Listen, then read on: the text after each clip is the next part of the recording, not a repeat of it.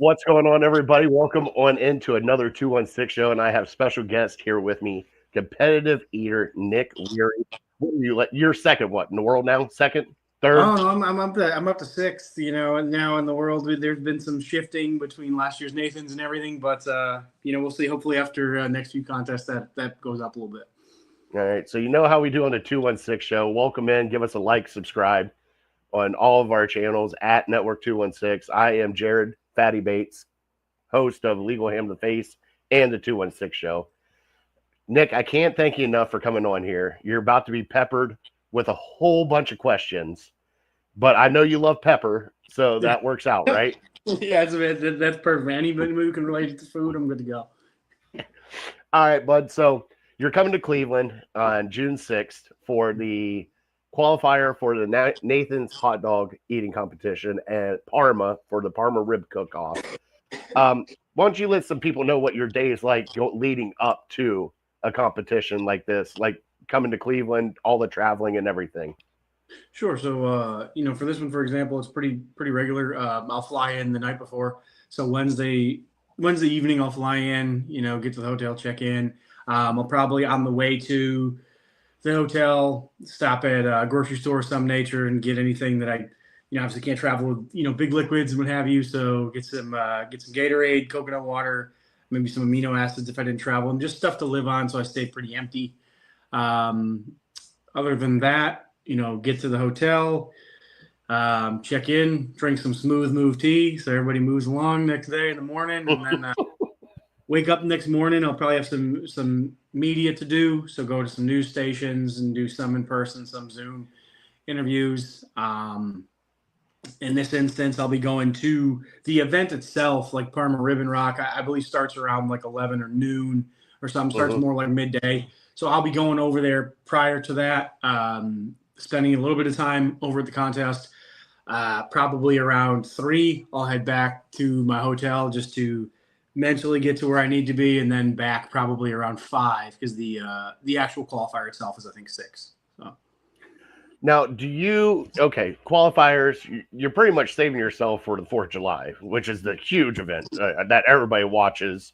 Do you kind of save yourself on these events a little bit? Like, I know you're going up against competition. Yeah. But it's not like you're looking down and seeing Joey Chestnut right beside you. No. You're looking at some other people that can actually hang, but do you Yeah. go all out or do you kind of just reel it back in a little bit? So I think in this instance, I have there's a guy named Max who's coming over he's the number 1 ranked eater in England. He's coming over to do it. And there's a kid named Darian. He's the number 1 ranked eater from Canada. So I have they're definitely no slouches. They're very good eaters. They're good, capable, I would guess, mid to high 30s from both of them, so good hot dog eaters. Maybe more depending on how much they progress. So I'm just going to go in, and everything I have that day will be put into the contest. I only have 1 gear when it's time to go. Now, if it goes to the final 2 minutes and there's a massive lead, some people would definitely coast, that may be the smarter thing to do. I'd rather not. I don't want to train the behavior to do so. So while I may not be completely peaked in the sense of my prep, because obviously I want my prep to peak the 4th of July, I will, everything I have that day will go into that contest.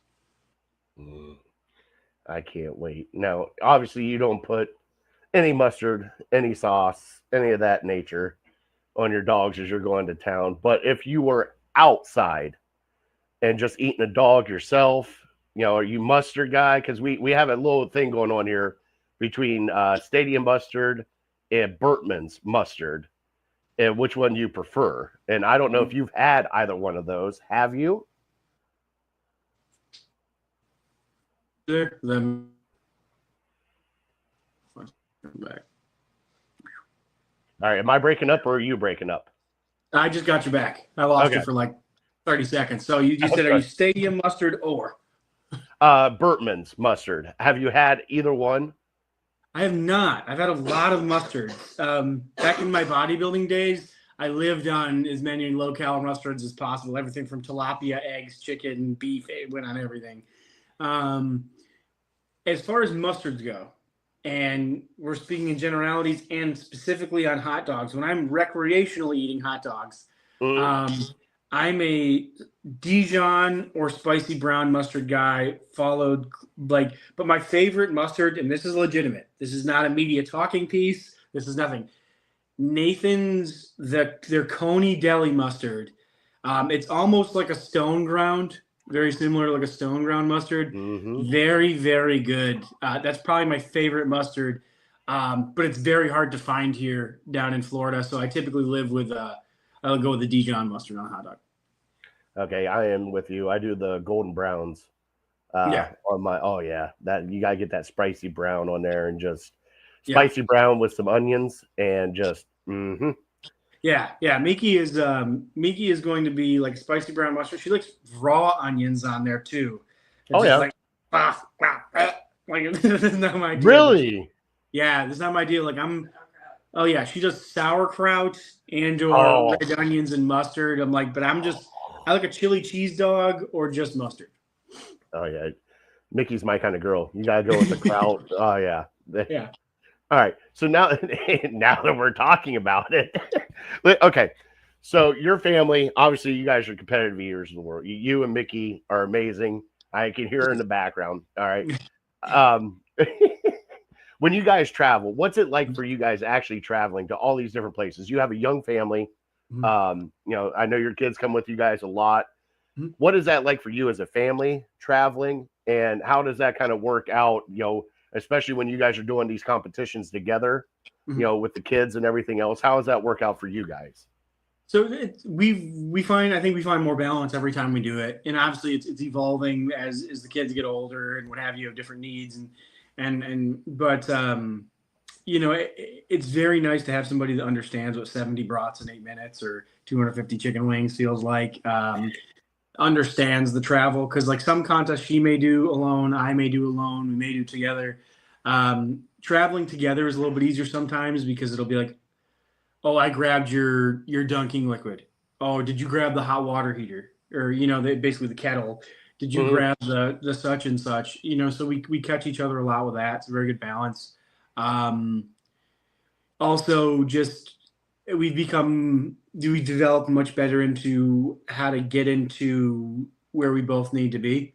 Like Mhm. she likes to walk around, be active, see everything, keep going, and I'm very much a little bit more sedentary and quiet, solo, um, pre-contest. But and with the kids, it's phenomenal, because if we travel,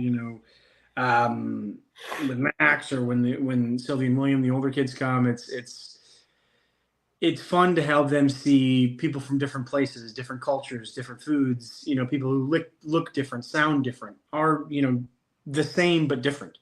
Yeah. So that's I think been really good for them, and I think it keeps for me personally.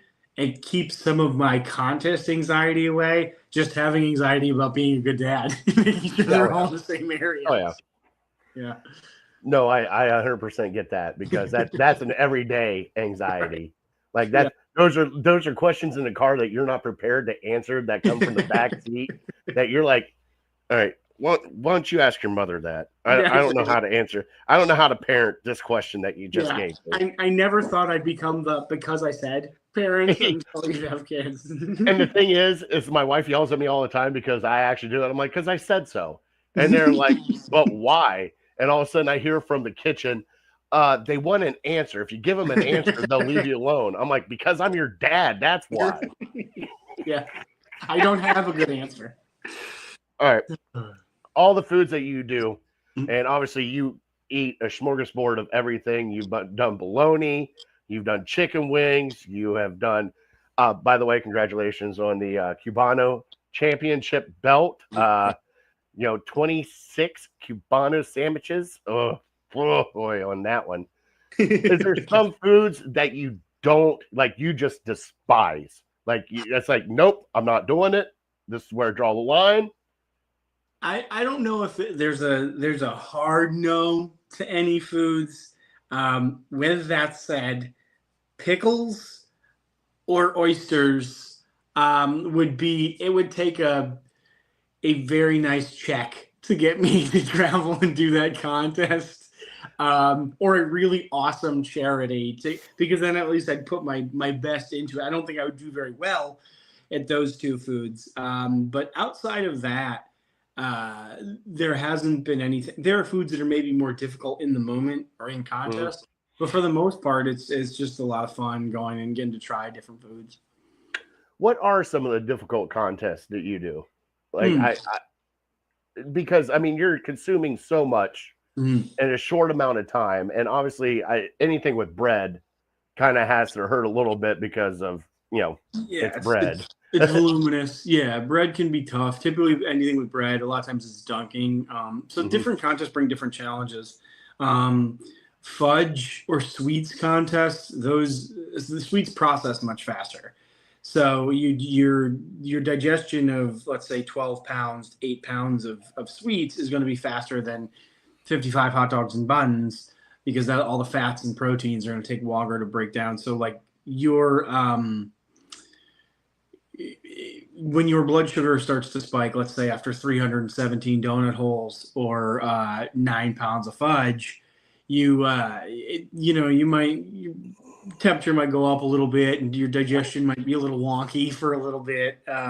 So those can be tough as far as afterwards. The high sodium ones, like the meat ones, obviously, you get a little bit bloated or very bloated. Whether that's just from the distension or from the high sodium content. And you find different ways to fight these things like water intake and fluid intake and what have you, hot coffee for like the fudge and stuff. But other than that, they can be difficult because just eating fudge, it's very thick, it's very dense. It's Mm. not like donut holes are kind of one after another after another. Like if I eat 317, I'm averaging roughly 40 a minute. The donut holes, where fudge is only 9 pounds in 8 minutes, it's barely over a pound. I guess it's still a lot of fudge, but the pace is much slower on those, or like the very big pulled pork sandwiches we just did, or like did pepperoni rolls in West Virginia. Those are not fast to go Love down. So love it's pepperoni rolls. yeah, they're built for comfort, not for speed. Oh, I know. So it's they bring different challenges, but they're all pretty awesome. Yeah, my wife just came back from West Virginia with 2 bags of pepperoni rolls, and I've been snacking like you wouldn't believe. Those are my favorite thing. Like, dude, they're in gas stations down there. You just walk in, freshly baked in gas stations. You just grab them and go. Has there ever been a contest that kind of hit you so hard that you were just like, all right, I got to take a step back. I can't do this anymore. Like you got to your point where you're like, all right, I'm done. um, so not so much during a contest. There was a few years ago at strawberry shortcake, and I still love strawberry shortcake. I'm doing that contest again this year, but I was actually moving so quickly in the beginning of the contest that about 6 minutes in, I didn't have much real estate left. Hmm. And there were still 2 minutes to go in the contest. And I watched the contest back, and I'm basically in the lead for a couple minutes, and then tied for the lead for a couple minutes. And then I'm in second for a couple minutes. And before the contest was over, I was in third because it was just the last minute and a half. I'm just dillying with strawberries and whipped cream because there's just my stomach's like, yeah, dude, the bag is full, sir. The bag is full. Like you can try to put more down here, and the bouncer is about to kick everybody out if you do that.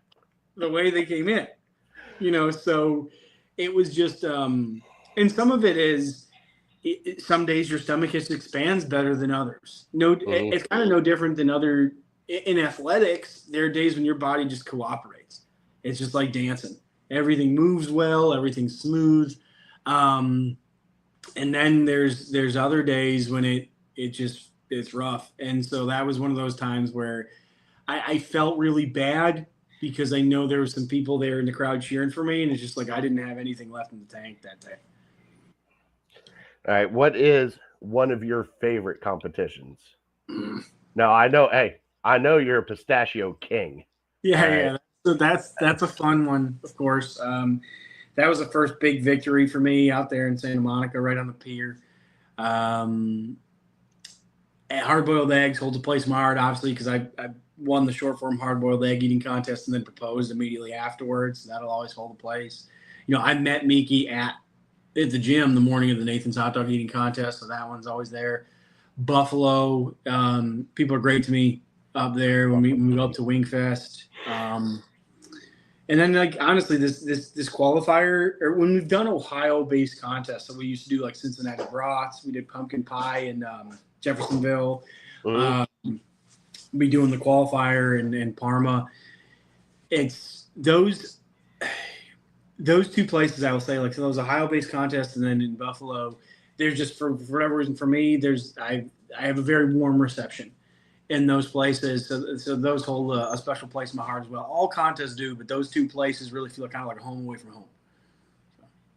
Well, that's because we love you. Yeah, thank you. No, I love coming out there and seeing you guys. It's like, but it's cool because it's like when I'm used to hearing Miki get an eruption from fans, like people, and then like, of course, Joey and what have you. But when I go and then you get person after person after person pre-contest or after the contest, like, hey, can you take me? Hey, Nick, it's great to be back. Or even when I'm walking in and I'm not even to the contest yet, I'm just a weirdo in pit vipers with a mohawk and a fanny pack, and people are like, hey, Nick, welcome back, and I'm like, okay, like it's a very cool, welcoming feeling, and that also helps reduce some of that pre-contest anxiety because you feel like you feel like you belong. Like now, then it ends up turning into more anxiety because I'm like, oh god, I can't let people down. But that's my own personal problem. God, I love it. All right, so we're going to do a quick list here. All right, and this is one of my fun things to do, is put you on the spot. All right, we got Cleveland foods here and what Cleveland's known for. I'm going to throw out a food. All right. I want you to throw back to me how many you think you could eat. In a period of time? Is there like a contest frame? So like 10 minutes? Yeah, we'll just say 10 minutes. Okay. So is there more that you could get? Like, okay, we'll come back to the buffet question later. All right, we'll come back later. But for right now, obviously, Cleveland known for Polish boys. You know what a Polish boy is? Mm-hmm. How many Polish boys could you do in 10 minutes? Full size, I'd like to say maybe between a dozen and 15. Man, that is a lot of po' boys. All right. Here's one that hits my home because we love it here. Pierogies. Oh, man. I'd like to think maybe 120 to 150. Oh, my God. You are just an animal. Depends on how girthy they are, but yeah, right around there. Yeah, they're not Mrs. T's pierogies here. These things are shaped like softballs. Yeah. So maybe close to the 80 to 100 range.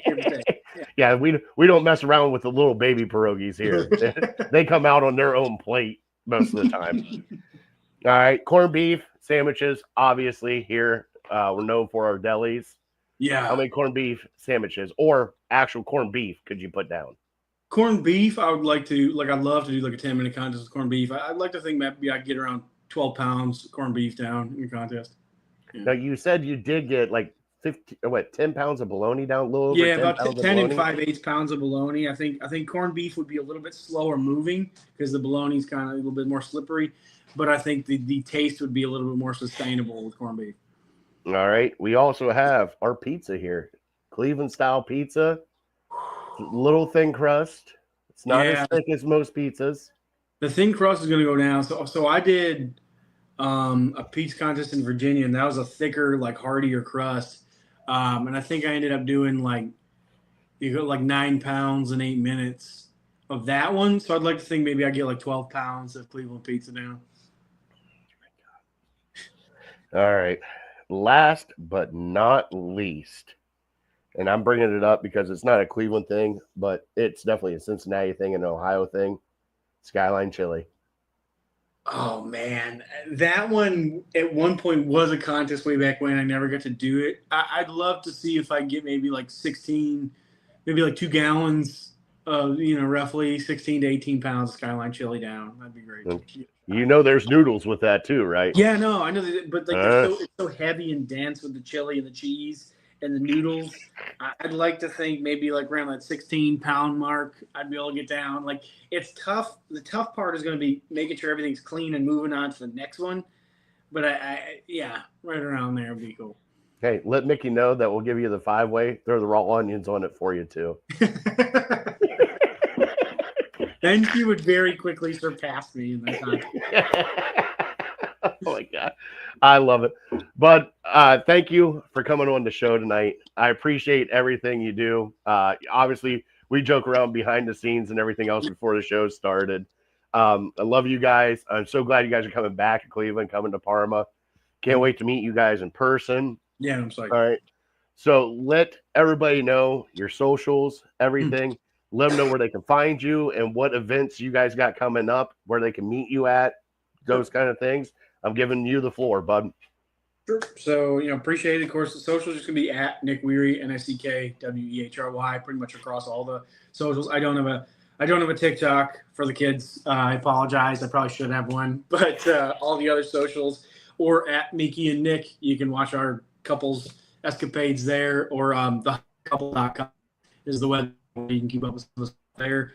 We're coming up Cleveland a couple weeks. Just rest. The Cleveland Choir is June 6th. June 7th, Salvation Army. That con. June, I believe it's 15th, is the Strawberry Shortcake Eating Championship in Mattituck, Long Island. Fun there, and it's just a really fun strawberry festival. Then we have a couple weeks where it's just Nathan's prep. I go into crisis lockdown mode, and then fly to New York. Be there for about a week prior to the Nathan's hot dog eating contest, of course, on the 4th of July.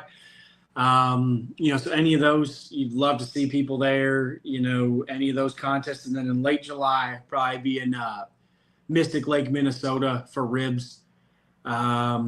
It followed shortly by hopefully the Smokes Poutineery World Poutine Eating Championship in Toronto. Oh, poutine. Yeah, that one would probably be a good one. And then hoping they did a Wendy's nugget eating contest in Long Island. Hopefully that one comes back around that July-August range. And of course, pork roll eating championships in September in Trenton, New Jersey at Thunder.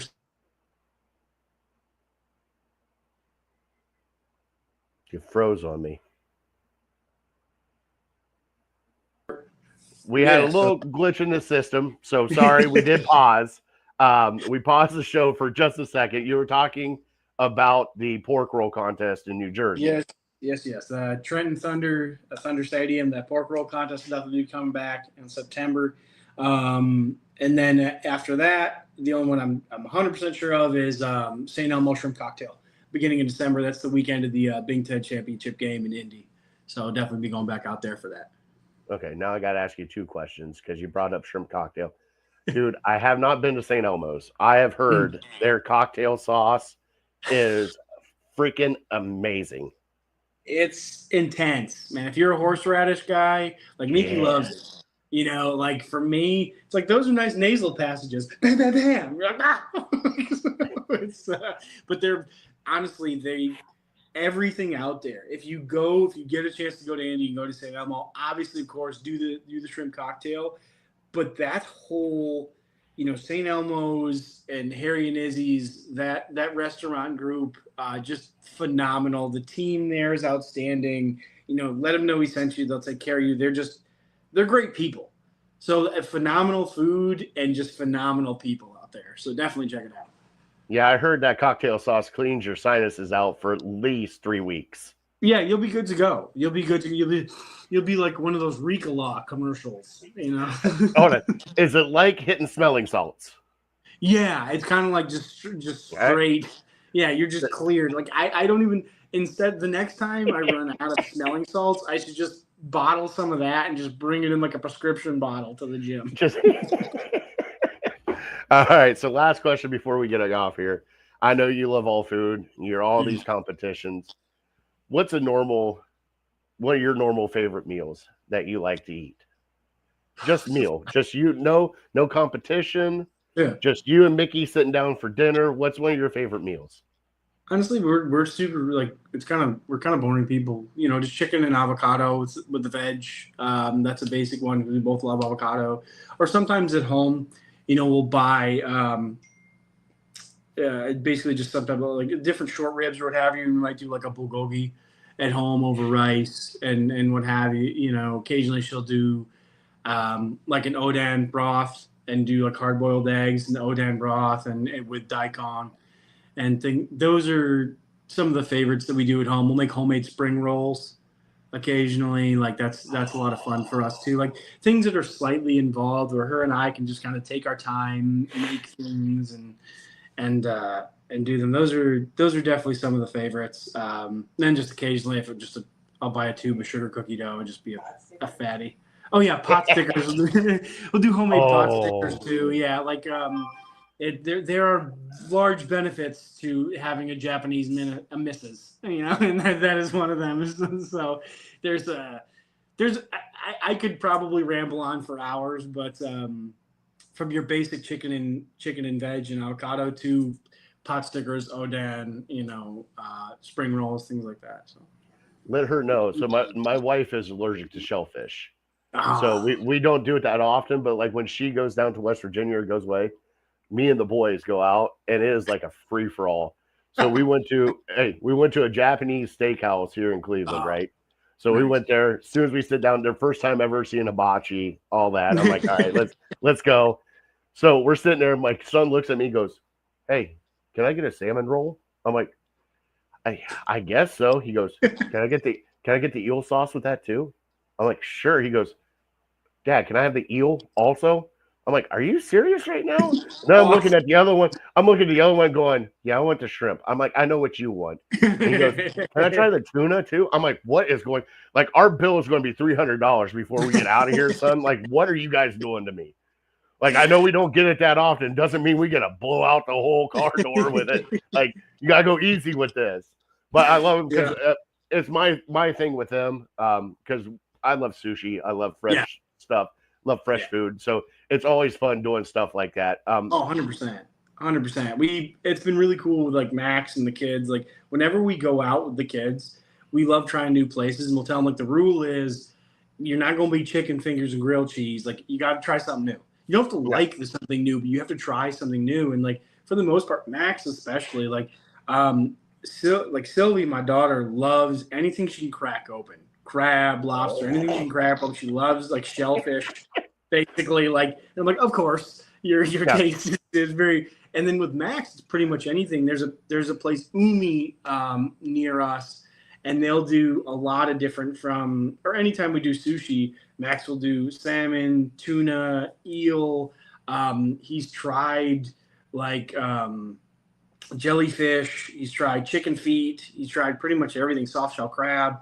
So it's and for the most part he digs it. Like even more so, his palate maybe even wider than mine. So it's I think that's just a lot of fun. Like trying new foods, experiencing culture through food, and seeing like, oh, these people were Irish, so they didn't have noodles, they had potatoes. Or Yeah. like they didn't have potatoes, they had rice, or they had pasta, or they had whatever, and you just see like that's fun to kind of think about. Like the reason this is popular is because it's what they had. People make the most Mhm. of what they have. So And I'm kind of like you. Like we have a 3 bite rule in yeah. our house. Like they'll take 1 bite. Like no, I'm like no, you got 2 more bites to go. And most of the time, after the third bite, they'll kind of finish eating it. But Right. like I'm kind of like you guys. If I'm going to go to a place, like I'm going Mm. to go to a place what it's known for. I'm not going to go there and be like, all right, give me a double burger. I'm like, no. Most of Right. the time, I'll even ask the waiter or waitress, be like, what's your favorite dish on the menu, Sure. Sure. and Sure. then bring it here.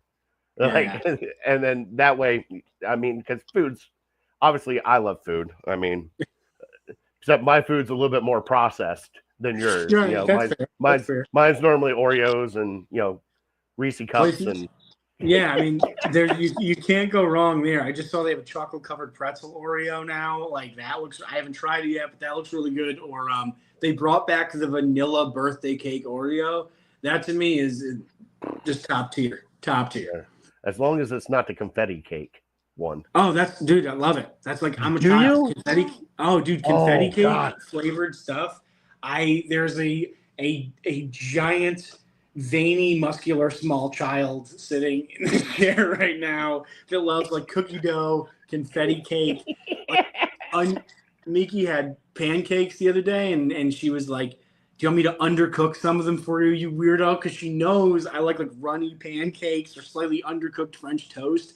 It's a very, I don't know what it is. It's something really bizarre. Like steak, I want it to moo, and Oh, yeah. everything slightly undercooked. Yeah, yeah. I mean, that's how I was raised. My grandmother told him, said 2 minutes on each side, smack it on the ass and bring it out to me. I'm like, God, Grandma, all right, that's not even cooked. That thing seriously still mooing. Like, there's not even grill marks in that steak when it comes out. Like, sorry, we got off the rails there towards the end. I'm sorry, you get excited when I talk food with you. Yeah, we're good. All right, we're good. So everybody come out and see him here in June in Parma at the Parma Rib Cook-Off. Come out and hang out with him. I'm going to be there. I already got tickets for me, my wife, and my kids. Can't wait because obviously my first cook-off with my kids when they were really little was a rib cook-off, but it was downtown Cleveland. So we took them there when they were babies, and I still have pictures of them chomping on ribs at like 7 months old, just sucking on the rib meat. I'm like, there you go, guys. So go find him at Nick Wehry on all the socials, thehungrycouple.com. Love him. Nick, thank you so much. Of course. And can't wait to see you here in a couple weeks, brother. All right? Yeah, no, I'm psyched, man. Thank you so much for having me on. It's always fun. Love to be on. Please, anybody in Parma, in the area, please come out. Don't hesitate. As ridiculous as I look, super friendly guy, I promise. Even if I look antisocial the day of, just because I'm focused. Please come say hello. Oh, I'll get you out of that. I'll be like, peanut butter cups. Yeah, exactly. All right, everybody. Thank you guys so much for watching the 216 show with me, Jerry Fatty Bates. We will have a new installment coming up. I have a couple other guests booked, rock band coming up soon. So please stay tuned. Thank you guys so much, and we'll see you next time. Have a good night.